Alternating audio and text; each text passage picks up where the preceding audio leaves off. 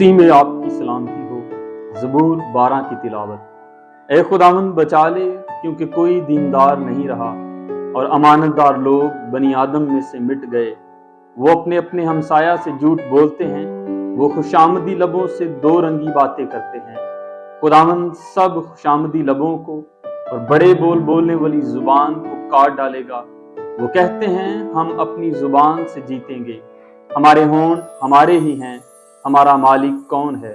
غریبوں کی تباہی اور مسکینوں کی آفت کے سبب سے خداوند فرماتا ہے کہ اب میں اٹھوں گا اور جس پر وہ پھنکارتے ہیں اسے امن و امان میں رکھوں گا۔ خداوند کا کلام پاک ہے، اس چاندی کی مانند جو بٹی میں مٹی پر تائی گئی اور 7 بار صاف کی گئی ہو۔ تو ہی اے خداوند ان کی حفاظت کرے گا، تو ہی ان کو اس پشت سے ہمیشہ تک بچائے رکھے گا۔